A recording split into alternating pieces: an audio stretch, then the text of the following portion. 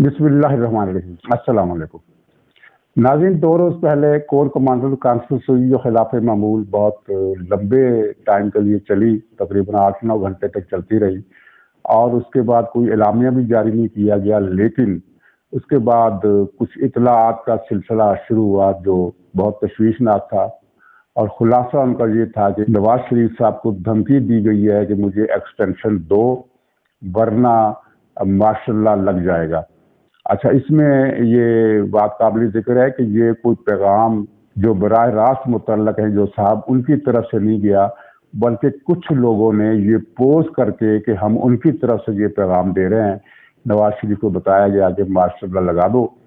तो जवाब में नवाज शरीफ ने जो रद्द अमल दिया वो इनकार का था।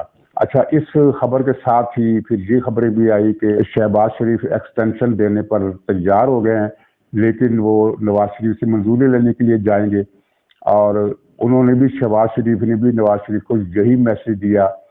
जिसके पीछे ये इतला भी आई कि मुस्लिम लीग के अंदर भी एक ग्रुप मौजूद है जो ये चाहता है कि जनरल बाजवा को 6-7 महीने की तोसी दे दी जाए, जिसके बाद फिर एक निगरान सेटअप आए और वो नए इलेक्शन कराए। और फिर ये भी कहा गया कि जो लोग नवाज शरीफ साहब को उससे पहले लंदन जाकर मिले और उनको ये जनरल बाजवा साहब का पैगाम अपनी तरफ से दिया, वो फौज के इदारे से मुतल्लक तो नहीं है, लेकिन उनका फौज से ताल्लुक है, बिलवास्ता ताल्लुक है और वो फौज के आदमी समझे जाते हैं। अच्छा, इन तमाम इतलात का जब गहराई से तजिया किया गया और कुछ इधर उधर से मालूमात भी इकट्ठी की गई तो पता ये चला कि इनमें हकीकत तो इस हद तक है कि कुछ लोग बहरहाल सरगर्म हैं जनरल बाजवा साहब को तोसीर दिलाने के लिए। दिलचस्प पहलू ये है तजवीज़ का कि ये तजवीज़ वो किस तरह दे रहे हैं कि मुस्लिम लीग की हुकूमत या ये जो हुकूमती इत्तेहाद है ये जनरल बाजवा से मिले और उन्हें पेशकश करे तोसी की। मतलब ये है कि बुनियादी झूठ तो यहीं से क्लियर हो गया कि जनरल बाजवा ने तोसी नहीं मांगी, बल्कि तुम जाओ और जाकर उनसे कहो कि तोसी ले लो। ये वो लाबी है नाजरीन जो मुतवक्को आर्मी चीफ है उनके नाम से डरती है, उनसे खाइफ है। अब पता नहीं इस खौफ की क्या वजह है, क्या उनका मजहबी होना खौफ का बास है या उनका गैर सियासी होना खौफ का बास है, क्योंकि ये तो क्लियर है कि वो साहब जो है वो करप्शन के वाक़यातन खिलाफ है। इससे पहले पाकिस्तान की हाई कमान में कोई ऐसा आदमी नहीं आया जो करप्शन के खिलाफ रहा हो, बल्कि सब करप्शन के हामी रहे हैं और वो करप्ट लोगों को अपने हल्के में शामिल करते रहे हैं, उनको इस्तेमाल करते रहे हैं, इसलिए कि करप्ट आदमी को इस्तेमाल करना हमेशा आसान होता है। तो इनके बारे में ये कहा गया है कि ये पहले है जो करप्शन के वाक़यातन खिलाफ है, वाक़यातन। इससे पहले कोई एक आदमी भी ऐसा नहीं आया जो करप्शन का हामी ना हो। तो शायद इस वजह से वो तशवीश में मुब्तला है, कोई भी वजह हो, लेकिन कहानी जिस तरह अफवाहों के जरिए फैलाई गई उस तरह की बिल्कुल नहीं निकली। नाज़रीन, कोर कमांडर कॉन्फ्रेंस में मार्शल लॉ की कोई बात नहीं हुई, सिर्फ इस तरह की बात हुई कि ये मार्शल लॉ के हालात पैदा किए जा रहे हैं या पैदा हो रहे हैं। अच्छा, अब इसमें सवाल ये है कि मार्शल लॉ आखिर क्यों? कोर कमांडर कॉन्फ्रेंस ने मार्शल लॉ लगाने का कोई इशारा नहीं दिया, ये जो गढ़ा जा रहा है ये झूठ है। तो लेकिन सवाल ये है कि मार्शल लॉ की जरूरत किससे क्यों महसूस हो रही है? मार्शल लॉ लगता है जब पब्लिक में बहुत ज्यादा एक एंगर हो और एक अवामी अपराइजिंग हो और हालात उसकी अवामी कुव्वत की वजह से बेकाबू हो रहे हों। इस वक्त जो सूरत हाल है, जो लोग सड़कों पर हैं, जिनकी वजह से ये बहरान, इस मामले को बहरान का नाम दिया जा रहा है, वो लोग लाखों में नहीं है, वो लोग हजारों में नहीं है, वो लोग सैकड़ों में भी नहीं है, वो दर्जनों के हिसाब से लोग हैं, दर्जनों से ज्यादा नहीं है। वो तबाही फैला रहे हैं सरकारी सरपरस्ती में, सूबाई सरपरस्ती में, और मोटरवे को उखाड़ रहे हैं, मोटरवे को तबाह कर रहे हैं, कील गाड़ रहे हैं और मोटरवे को खोद रहे हैं, खुदाई कर रहे हैं। और ये सारा काम परवेज इलाही की सरपरस्ती भी हो रहा है, खासतौर पर पिंडी में और कुछ आसपास के इलाकों में। पख्तूनख्वा में भी इसी तरह से गुंडागर्दी जारी है, वहाँ पीटीआई की अपनी हुकूमत है। पंजाब में जो कुछ तबाही हो रही है, खासतौर पर रावलपिंडी में, वो परवेज इलाही की आशीर्वाद से हो रही है, सरपरस्ती से हो रही है, बल्कि उसके हुक्म पर हो रही है। تو नाज़रीन यहाँ एक बात जो हमें समझ में आती है वो ये है कि जिस तरह 2018 का हाइब्रिड निज़ाम का तजुर्बा जो था वो बड़ा तबाहकुन साबित हुआ और वो इस्टेब्लिशमेंट की सबसे बड़ी गलती थी पाकिस्तान की तारीख की। तो उसके बाद इस्टेब्लिशमेंट को एहसास हुआ कि ये हमने बड़ा ही खतरनाक और नुकसानदेह गलत तजुर्बा किया है, लेकिन इस तजुर्बे को इस्लाह देने की कोशिश में उन्होंने एक और गलती कर डाली और वो गलती थी परवेज़ इलाही को वज़ीर आला बनाने की। परवेज़ इलाही को इमरान खान ने वज़ीर आला नहीं बनाया, इस्टेब्लिशमेंट ने बनाया और ये फैसला तब का था जब इस्टेब्लिशमेंट ने गैर सियासी होने का हतमी फैसला नहीं किया था। परवेज़ इलाही को जो हुकूमत दिलाई गई वो आपके सामने है कि किस तरह एक अदालती हुक्म के जरिए, और अदालती हुक्म का क्या मतलब होता है आजकल के ज़माने में आप जानते हैं। तो ये परवेज़ इलाही को पंजाब में लाया गया। परवेज़ इलाही ख़ानदान की वफादारी मेरी नज़र में कभी भी पाकिस्तान से नहीं रही। मुशर्रफ के दौर में ये 5 साल परवेज़ इलाही वज़ीर आला रहा और इसका पाकिस्तान में वक्त कम गुजरता था, भारत में ज़्यादा गुजरता था। और भारत में ये किन किन लोगों से जाकर मिलता था, किन लोगों से जाकर जफ्फियाँ डालता था, किन लोगों से जाकर राज़ो नियाज़ करता था, ये सारा माजरा बहुत सारे लोग भूल गए होंगे, लेकिन बहुत सारे लोगों को अभी तक याद भी है। और लाल मस्जिद के वाक़े में इस ख़ानदान का क्या किरदार रहा, जो अदालती तहरीक में इस ख़ानदान का क्या किरदार रहा। परवेज़ मुशर्रफ, ये परवेज़ इलाही ने एक मरतबा बताया कि मुझे परवेज़ मुशर्रफ ने हुक्म दिया था कि जब ये अदालती तहरीक का काफ़िला वो जेहलम के पुल पर पहुंचे तो इसे उड़ा देना है, बम से पुल उड़ा देना है। सैकड़ों लोग इसमें मर जाते, बल्कि हज़ारों लोग भी मर सकते थे। तो मैंने इनकार कर दिया। ये इस कमबख्त ने झूठ बोला, इसलिए कि इस मंसूबे में दोनों ये शामिल थे, लेकिन बाद अज़ां ये मंसूबा कुछ दूसरी रुकावटों की वजह से मुलतवी कर दिया गया और शायद मुशर्रफ के कहने पर ही मुलतवी हुआ। उसने रीथॉट किया, रीथिंकिंग, दोबारा गौर किया या क्या मसला हुआ, जिसकी तफसील ज़ाहिर है राज अशरों बाद पब्लिक के सामने आते हैं कि हुआ क्या था। तो परवेज़ इलाही ने झूठ बोला। ये इस तरह का आदमी, ये पाकिस्तान का वफादार हो, अगर ये पाकिस्तान का वफादार है तो नरेंद्र मोदी भी पाकिस्तान का वफादार है।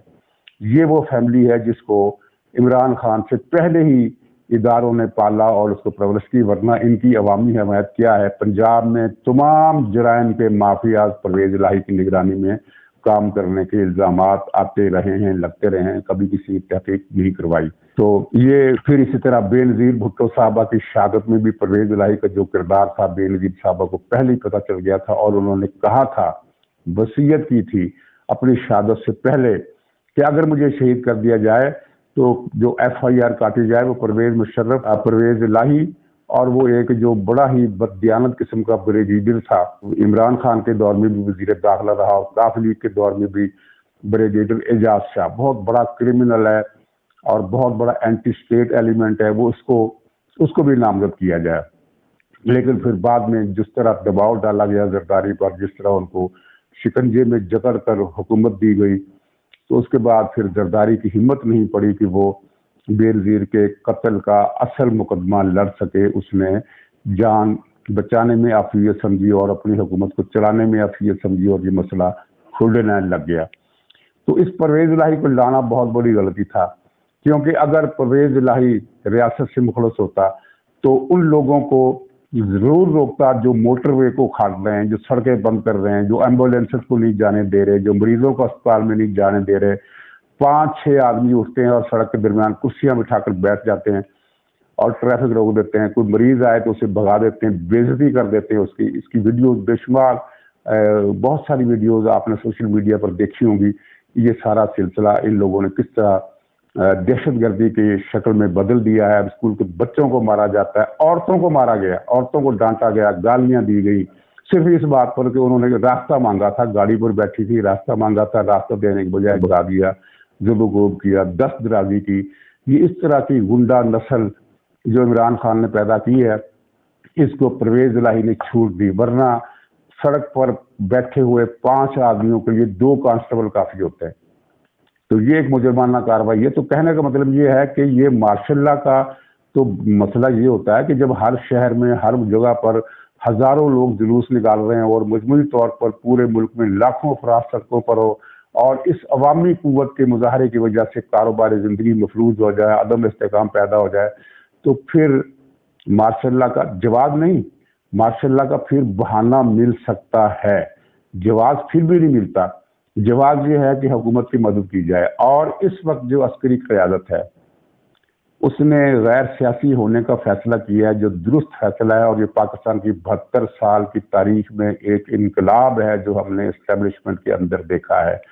اور اس کے بعد پھر یہ کور کمانڈر کانفرنس ہوئی، یہ ساری کور کمانڈر کانفرنس میں جو کایا کلپ ہے ہم نے دیکھی کہ ان کو ملک کا ایک احساس پیدا ہوا ہے جو اس سے پہلے کبھی احساس پیدا نہیں ہوا تھا۔ اس سے پہلے صرف کالے آزمائی کے لیے بہانے تلاش کیے جاتے تھے، یہ بہانے تشکیل دیے جاتے تھے، تخلیق کیے جاتے تھے۔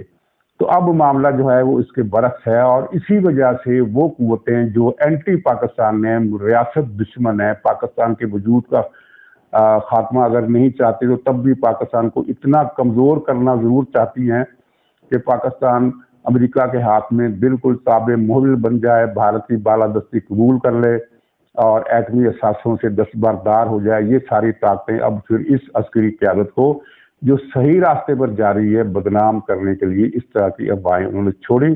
کچھ اور مقاصد ہو سکتے ہیں، ان کے پیچھے پی ٹی آئی کی لابی ہے، پی ٹی آئی کا ہاتھ ہے۔ تو اب سب سے بڑا سوال جو لوگوں کو ذہن میں ہے کہ وہ یہ ہے کہ وہ کور کمانڈر کانفرنس میں کیا ہوا۔ یہ بتانے سے پہلے میں آپ کو یہ بتا دوں کہ عمران خان اور فوج کے درمیان رابطے موجود ہیں، لیکن جو اصل بات ہے وہ یہ ہے کہ رابطے یک طرفہ ہیں، یعنی عمران خان بھیجتا ہے کبھی کسی کو، اور سب سے زیادہ صدر عارف الوی دندان ساز کے ذریعے وہ فوج سے رابطے کرتا ہے۔ فوج نے، ہم کچھ عرصہ پیچھے چلے جائیں تو تب سے لے کر اب تک فوج نے ایک بار بھی عمران خان سے رابطہ نہیں کیا۔ تو یہ ہے رابطوں کی اصل حقیقت، اور اسی عارف الوی کے ذریعے کور کمانڈر کانفرنس کا ایک پیغام عمران خان کو پہنچ گیا۔ پیغام اس طرح نہیں پہنچا کہ فوج نے یا ادارے نے عارف الوی سے رابطہ کیا، بلکہ عارف الوی نے ان سے جو رابطہ کیا، اور اس کے بعد جو 2-4 سطری لفظی ایک میسج تھا کہ احتیاط کرو، اس طرح کا میسج ان کو پہنچ گیا۔ لیکن کور کمانڈر کانفرنس کے اندر کیا ہوا، اس کی کچھ سنگن عمران خان کو ملی اپنے مخبروں کے ذریعے سے۔ اس کے 2 مخبر تو دو اہم مقامات پر موجود ہیں، یہ بات آپ کے علم میں ہے۔ ان کے ذریعے پہنچی، کتنی نہیں پہنچی یہ ہمیں نہیں پتا۔ ظاہر یہ بات عمران خان نے بھی کسی کو نہیں بتائی، اور ظاہر جو جنہوں نے پہنچائی وہ بھی نہیں بتائیں گے۔ تو پھر کیا اطلاع پہنچی، اس کا اندازہ سب لوگوں کو اس بات سے ہوا کہ جیسے ہی عمران خان کو کور کمانڈر کانفرنس کی ردات یا اس کا کچھ حصہ یا اس کا کرکس پہنچا، تو اس کا اشتعال اور مایوسی کا جو عنصر ہے اس کے اندر وہ بھڑک اٹھا، اور اس نے پھر یہ ایک پریس کانفرنس میں کہا کہ میں اس جنرل کا نام بھی بتا دوں گا جو وزیر آباد کے مبینہ قاتلانہ حملے کی نگرانی کرتا رہا پتہ کتنے گھنٹے تک، اور اس کی نگرانی میں یہ چیز طے ہوئی۔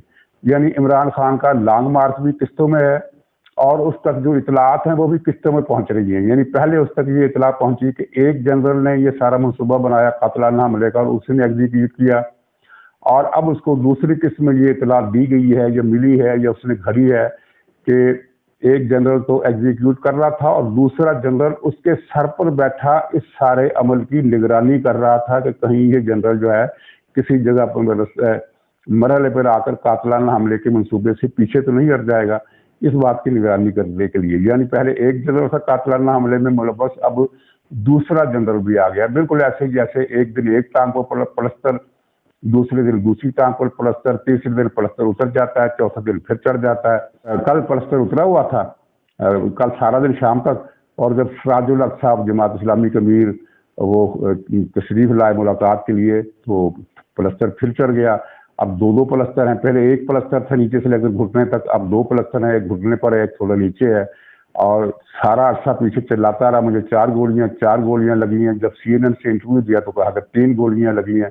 تو جس طرح کا یہ جھوٹ ہے، اسی طرح کا یہ بھی جھوٹ ہے کہ ایک جنرل نہیں 2 جنرل ملوث ہے قاتلانہ حملے میں، ناظرین، یہ لوگ اس بات کو کیوں نظر انداز کر رہے ہیں کہ خفیہ ایجنسیاں پاکستان کی نہیں دنیا کے کسی بھی ملک کی ایجنسیاں ہوں، وہ جب قاتلانہ حملہ کرتی ہیں تو کسی کو قتل کرتی ہیں تو پکڑا ہی نہیں دیتی.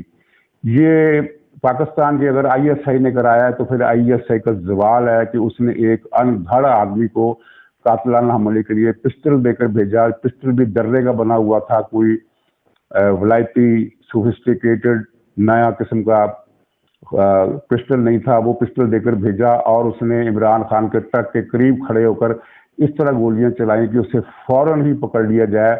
در حقیقت تو وہ صرف ایک گولی چلا سکا، جس کے بعد اسے پکڑ لیا گیا. وہ جو برش چلا ہے اس کے پکڑے جانے کے بعد چلا ہے. جس طرح چل جاتا ہے اس طرح کسی بندوق بردار کو جب کوئی پکڑتا ہے تو وہ گولی چل جاتی ہے اس طرح کی. تو یہ اتنا اناڑی، اتنا انگھڑ، اتنا نشئی قسم کا، مخبوط الحواس قسم کا، مجہول الحال قسم کا نیم خواندہ آدمی انہوں نے قاتلانہ حملے میں استعمال کیا. تو یہ تو پھر بڑا المیہ عمران خان پر قاتلانہ حملہ نہیں ہے، بلکہ بڑا المیہ یہ ہے کہ آئی ایس آئی اب اس یا ایم آئی اے جس پر بھی عمران خان الزام لگاتا ہے اتنے زوال کے درجے پر پہنچ چکی ہے.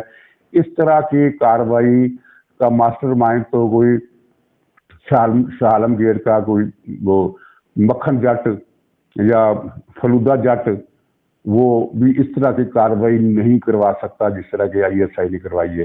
ایجنسیاں جب کارروائی کرتی ہیں اس طرح کی تو وہ چاہے کامیاب ہو جائے آپریشن یا ناکام ہو جائے، ان کے بندے نہیں پکڑے جاتے. کسی کو پتہ ہی نہیں چلتا کہ یہ معاملہ ہوا کیا تھا، کہاں سے فائرنگ ہوئی تھی، کہاں سے کس نے قتل کیا تھا. پوری دنیا کی یہ اس طرح کی وارداتوں کی آپ ہسٹری دیکھ لیجیے. ملزم بعد میں تفتیش کے دوران یا کسی مرحلے پر وہ پکڑ لیا جائے، آدمی ملزم پکڑ لیا جائے تو الگ بات ہے. موقع پر پکڑائی دینے کی کوئی مثال ہمیں تاریخ میں نہیں ملتی. اور یہ ایک میلی سی شلوار قمیض پہنے ایک آدمی جس کے پاس ایک دیسی پسٹل ہے، جس کو گولی چلانا بھی نہیں آتی ہے، جس کو نشانہ لینا بھی نہیں آتا ہے، جس کو بات کرنی بھی نہیں آتی ہے، اس کو عمران خان کہتا ہے کہ یہ آئی ایس آئی نے قاتلانہ حملے کے لیے بھیجا. یہ لعنت ہے ایسی سوچ پر، اور حیرت ہے ان لوگوں پر جو عمران خان کی تھیوری پر ایمان لے آئے ہیں کہ یہ حملہ آئی ایس آئی نے کروایا ہے. اس پر لاہور کتنی مرتبہ پڑھا جائے مجھے نہیں پتا. طارق جمیل سے پوچھ لیا جائے کہ کتنی مرتبہ لاہور پڑھنا ضروری ہے. تو ماشاءاللہ نہیں لگ رہا، ایکسٹینشن نہیں ہو رہی. اور عمران خان کو جو میسج دیا گیا ہے، پتہ نہیں کن الفاظ میں دیا گیا ہے، وہ پتہ چل گیا ہے کہ اس میسج کا خلاصہ کیا تھا. وہ یہ ہے کہ ریاست اپنی ریٹ کو ختم خراب نہیں ہونے دے گی. ریاست کو پتہ ہے، ہم سے زیادہ پتہ ہے کہ یہ درجنوں افراد کا بحران ہے. یہ سینکڑوں ہزاروں لاکھوں افراد کا بحران نہیں ہے، یہ درجنوں افراد کا بحران ہے. اور یہ درجنوں افراد اس لیے بے روک ٹوک پھر رہے ہیں کہ ان کو پرویز الہی جیسے وزیر اعلیٰ کی سرپرستی حاصل ہے، پختونخوا کی حکومت کی سرپرستی حاصل ہے، اور ان کی وجہ سے ورنہ کسی بھی سڑک پر، موٹر وے تو بہت بڑی بات ہے، کسی دو چھوٹے شہروں کے درمیان کو ملانے والی سڑک پر بھی 5 آدمی کرسیاں بچھا کر اس سڑک کو بند کرانے کا تصور بھی نہیں کر سکتے. یہ ممکن ہی نہیں ہے. پاکستان میں کبھی ایسا ہوا ہی نہیں ہے. اس مرتبہ صرف اس لیے ہو رہا ہے کہ انہوں نے غلطی سے ایک غلط فیصلہ کر کے پرویز الہی کو لا کر مسلط کر دیا. تو اب بہرحال مارشل لا کا بھی کوئی چکر نہیں ہے، گورنر راج کا بھی امکان نہیں ہے، گورنر راج کی ضرورت بھی نہیں ہے. سیدھا سا ایک مسئلہ ہے کہ قانون نافذ کرنے والے ادارے وفاقی قوانین کے تحت سڑکوں پر کارروائی کریں گے جب اس کا مرحلہ آئے گا. اور پنڈی اسلام آباد میں جو دنگل مچانے کا پی ٹی آئی کا ارادہ ہے وہ دنگل نہیں مچنے والا. چلتے چلتے عمران خان کے کچھ مطالبات سن لیجئے جس سے اس کی دماغی حالت کا اندازہ ہوتا ہے. یہ جناب طلعت حسین نے اپنے ولاگ میں بتایا ہے. عمران خان نے جو مطالبات دندان ساز کے ذریعے عسکری قیادت کو پہنچائے ہیں وہ یہ ہے کہ شہباز شریف کو برطرف کرو اور مجھے ری انسٹیٹ کرو. یعنی فوج کیا کسی کی برطرفی کا آرڈر کر سکتی ہے یا اس نے آج تک کیا ہے؟ فوج تو برطرف صرف اسی صورت کرتی ہے جب وہ مارشل لا لگاتی ہے، ورنہ تو قانون میں، آئین میں، پریکٹس میں ایسی کوئی گنجائش موجود نہیں ہے کہ فوج کسی وزیر اعظم کو برطرف کر دے. فوج وزیر اعظم کو بالواسطہ پیغام کے ذریعے مستعفی ہونے کا مشورہ دے سکتی ہے، جیسے 2014 کے دھرنے میں وہ جنرل ظہیر السلام، وہی حامد میر کو گولی والا کیس والا، اس نے یہ ایک ٹائکون کو بھیجا تھا نواز شریف کے پاس کہ وہ استعفیٰ دے دیں، یہ ہو سکتا ہے۔ لیکن کیا آرمی چیف کوئی وہ حکم نامہ جاری کرتا ہے، آرڈر جاری کرتا ہے کہ میں نے وزیر اعظم کو برطرف کر دیا ہے؟ دوسرا مطالبہ اس نے یہ کیا ہے کہ اس کی جگہ پھر مجھے بٹھا دیا جائے، یعنی یہ گویا کہ ایک اسٹیبلشمنٹ نہیں ہے بلکہ اسٹیبلشمنٹ ڈویژن ہے کہ جس کا جناب جو ہیڈ ہے وہ ایک حکم نامے کے تحت، ایک آرڈر کے تحت کسی کو برطرف کرتا ہے اور یہ لکھتا ہے اس میں کہ اس کی جگہ اس کی تقرری کی جا رہی ہے، یعنی یہ عمران خان کی سوچ ہے۔ تیسری یہ ہے کہ کیئر ٹیکر وزیر اعظم کون ہوگا، میں اپنی ٹرم پوری کروں گا، اس کے بعد کیئر ٹیکر وزیر اعظم کون ہوگا، کیئر ٹیکر وزیر اعظم کی کیبنٹ میں کون کون ہوگا، یہ سارے نام میں طے کروں گا۔ تو اس پر تبصرہ کیا کیا جائے، یہ اس بات کی صاف علامت ہے کہ دماغی توازن چل چکا ہے۔ اور سراج الحق کی ملاقات کے دوران اگر آپ نے وہ ویڈیو دیکھی ہو تو آپ کو اس کے دماغی تناؤ کا اندازہ ہوگا کہ یہ تسبیح کو ہلائے جا رہا ہے، گھمایا جا رہا ہے، تسبیح کے دانے نہیں گھما رہا، تسبیح پڑھ رہا ہے، باتیں بھی کر رہا ہے اور تسبیح کو یوں یوں کر رہا ہے، یوں یوں مسلسل۔ یہ ایک انتہائی اعصابی ٹینشن کی ایک واضح نشانی ہے کہ اس کے اندر جو ہے کسی خوف، کسی اضطراب، کسی مایوسی کی جو سطح ہے وہ ناقابل بیان حد تک بڑھ گئی ہے۔ اور ناظرین، تسبیح کرتے ہوئے تو ہم نے آج تک اسے دیکھا ہی نہیں، کم سے کم میں نے 50 ویڈیوز ایسی دیکھی ہیں جن میں یہ تسبیح گھما رہا ہے، یوں یوں یوں کر کے گھما رہا ہے۔ تسبیح کی جاتی ہے اس طرح، یہ تسبیح نہیں کرتا، یہ تسبیح کو گھماتا ہے۔ تو یہ کوئی نیا عرضہ ہے، کوئی نیا ٹونا ہے، واللہ عالم۔ بہرحال اجازت دیجیے، انشاءاللہ اگلے ولاگ میں پھر ملاقات ہوگی، تب تک کے لیے خدا حافظ۔